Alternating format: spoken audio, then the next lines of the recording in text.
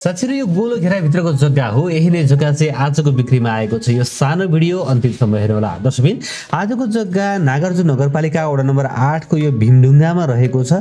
हामी सीतापाइलाबाट चाहिँ माथि यो भीमढुङ्गामा आइपुग्दछौँ र यो जग्गा 20 फिटे बाटोबाट 1 किता भित्रपट्टि 10 फिटे बाटोमा रहेको छ। सँगै बस्तीहरू तपाईले देख्न सक्नुहुन्छ भने जग्गा अलिकति हाइटमा भएको हुँदा चाहिँ मज्जाले चाहिँ काठमाडौँतिरको दृश्यहरू पनि मज्जाले चाहिँ यो जग्गाबाट तपाईले देख्न सक्नुहुन्छ।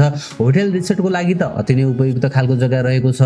तथापि अलिकति चाहिँ 30 आना क्षेत्रफलको जग्गा भएको हुँदाखेरिमा चाहिँ तपाईहरु प्लटिङ गरेर बेच्न चाहने साथीहरुलाई पनि यो अति नै उत्तम हुन सक्दछ। किनभने रिजनेबल रेटमा पनि आएको छ र एकदमै राम्रो बस्तीमा पनि भएको हुँदाखेरिमा चाहिँ तपाईहरु प्लटिङ गरेर बेच्न चाहने साथीहरुको लागि पनि यो जग्गा उपयुक्त हुन सक्दछ।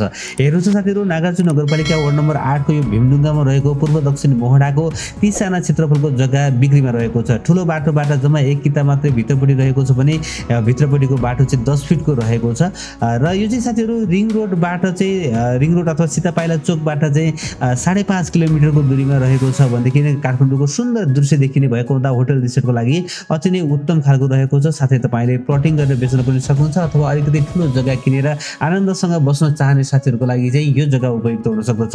साथीहरु, यो जग्गाको मूल्य चाहिँ उहाँले 20 लाख रुपैयाँ प्रति आना भन्नुभएको छ। यसमा केही मिलाएर दिने भन्नुभएको छ र यही नै ठुलो बाटो हेर्न सक्नुहुन्छ। नजिकैसम्म चाहिँ ढलान गरिसकेको छ भने छिटै जग्गा अगाडि पनि चाहिँ ढलान हुँदैछ। तसर्थ यो जग्गालाई बेलैमा चाहिँ बुक गर्न सक्नुहुनेछ।